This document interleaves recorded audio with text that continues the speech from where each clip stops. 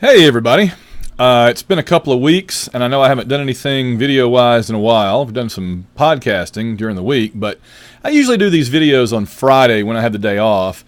And of course, last Friday I was gone off to Chicago all day to the Windy City Pulp and Paperback Convention.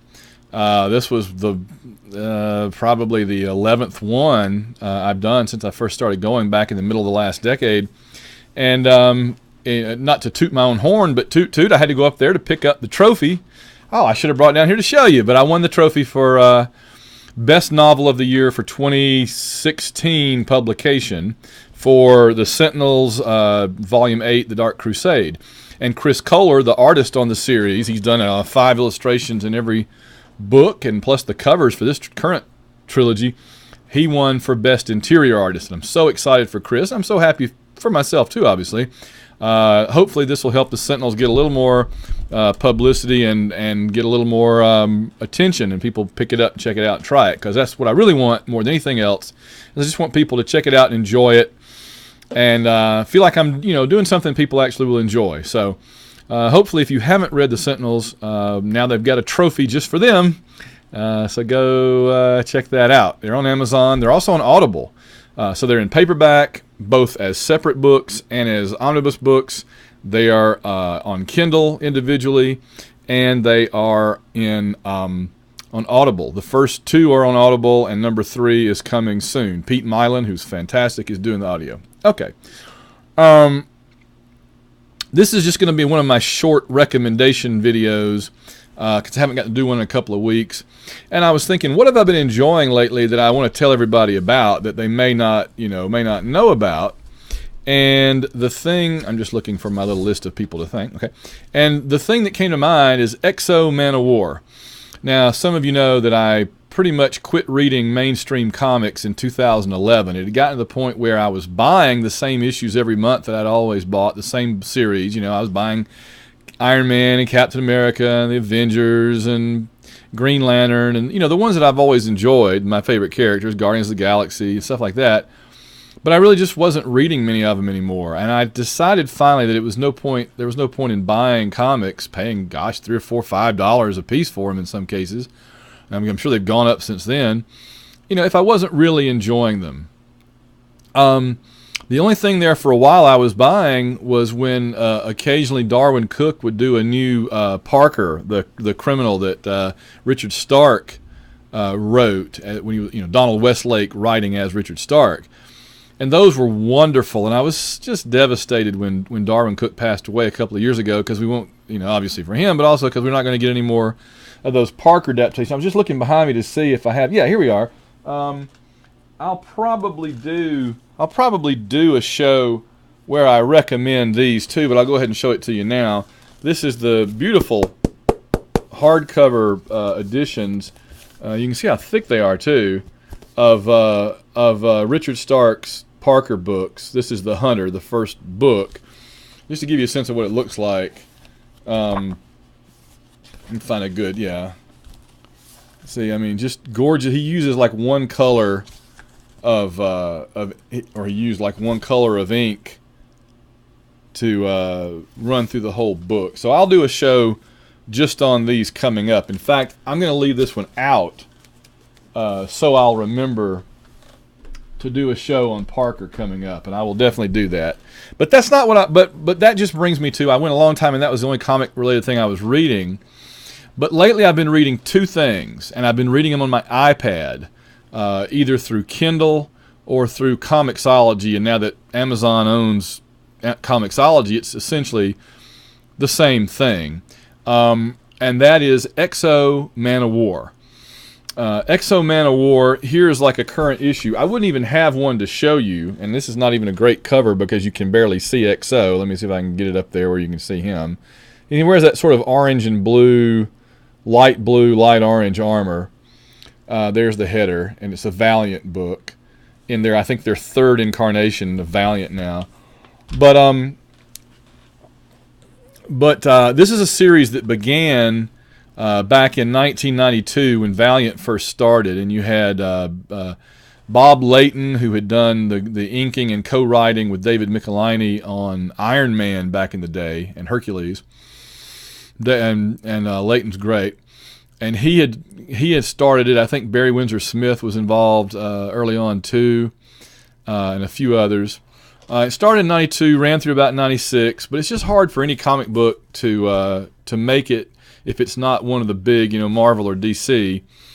And I believe during the mid '90s, of course, you had the comic book implosion where things got super big and then collapsed. And so I'm about to sneeze, and I don't want to do it on the air because I don't know how to edit video yet. I don't know how to edit these things. They're just live and raw. Sorry. Anyway, so X-O was a victim of that comic implosion, excuse me, of the mid-'90s, and which was unfortunate because it was a pretty quality book back then. But and there was a brief revival in the mid-'90s, around '96, when Acclaim bought the properties, but then they shut down. But in 2012, a whole new version of Valiant Comics started up, and they launched with X-O MANOWAR. And by the way, the reason I even have any issues to show you is thanks to Jared Albrick. Jared, of course, the art director here at White Rocket. Jared found some of these at a yard sale because he is yard sale artist, and he mailed me a box of oh, there's a good shot of him. Yeah, there you go. But that's not him, actually. That's him.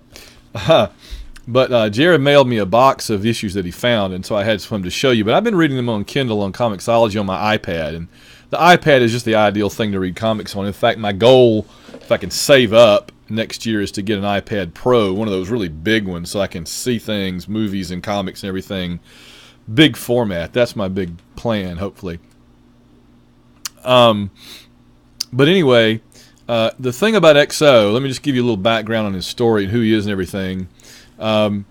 He was a Visigoth from back like 1600 years ago, fighting the Romans, a Visigoth soldier, and he gets kidnapped by aliens. At least this is the current version. It's changed. What Robert Venditti, who's the writer that revived him and has him going now, and is a great writer. I'm very impressed with Venditti. But what Robert Venditti's what Venditti did is he took the basics of the original X-O MANOWAR storyline and changed it just a little bit, kind of modernized it a little bit, tweaked it a little bit to make it a little more interesting and kind of more open-ended. He really opened it up to where you can do a lot more with it. And so in this new version that started in 2012, and I've read probably about 30 issues of it so far, I guess. Maybe a little bit more than that, I'm not sure. But anyway, up through Armorines, what I'm on right now, if that tells you anything. I just got through reading Armor Hunters, which is a really good storyline. But what Venditti did was, and I don't want to give away too many spoilers, I'll just give you the setup, is that Eric of Dacia, which is in like Romania today, Eric of Dacia, as a barbarian, a Visigoth fighting the Romans, and he gets kidnapped by aliens along with a bunch of his people. They take him off to some planet to do like hard labor, right? In other words, these aliens are kidnapping humans from that period just to use as like prison laborers, essentially. And one of the high-tech things these aliens have didn't even belong to them. They had it and were basically worshiping it as like a godlike item, is the armor, the X-O armor, which is even more ancient and goes back even further. And it's really, really powerful. And so it has energy weapons. It can create energy constructs. Like he creates a sword with it because he's a Visigoth. So of course he imagines a sword that creates an energy sword. I'll see if I can find a picture of that. But it also is like self-healing. Like if like the glass gets cracked on his faceplate, it'll just like slowly heal back. The armor will heal back. If he gets a hand chopped off, it just grows him a new hand, So it's a really powerful weapon. It's like the most powerful weapon in the universe so far that we know of. And it's called Shannara. Now, I kept thinking, does this mean that a fellowship-style group of elves and humans and dwarves are going to come looking for it? Because it even has a sword. I'm thinking, oh, look, it's the sword of Shannara. But anyway, no, I'm sorry.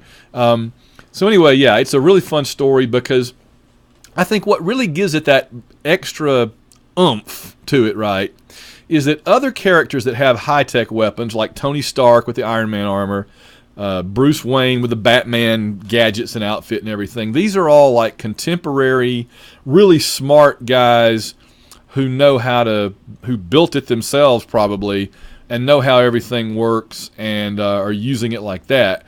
Whereas this is like if Conan the Barbarian was given the Iron Man armor. I mean, if that doesn't hook you right there, right? Conan the Barbarian with Iron Man armor. That's what X-O Manowar is. And he's fought these aliens. He's fought the U.S. government. He's fought other countries. The storyline so far, he's fought aliens who came looking at Manowar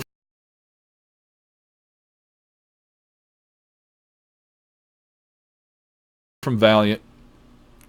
I'm really enjoying it. I think it's a very fun, very entertaining, very enjoyable storyline. Great character. Got some good supporting characters.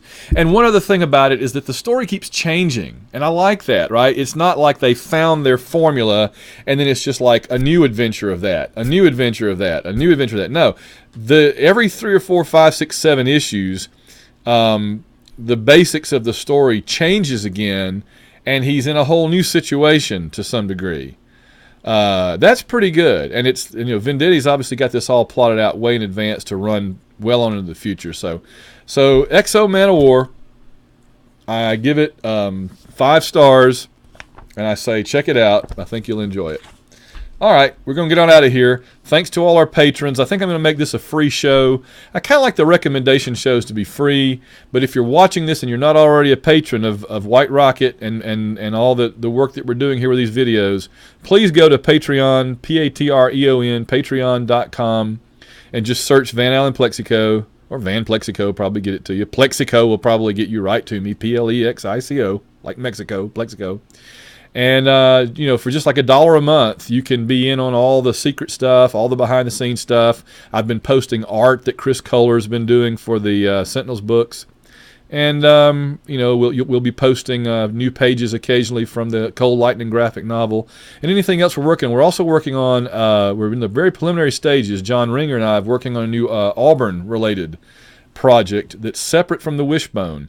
But it's not a book. It's not another one of our books. We're working on a separate thing. So, all right, we'll wrap up and get on out of here for now. But do come and join the Patreon group that's supporting White Rocket through going to patreon.com Plexico, Van Allen Plexico.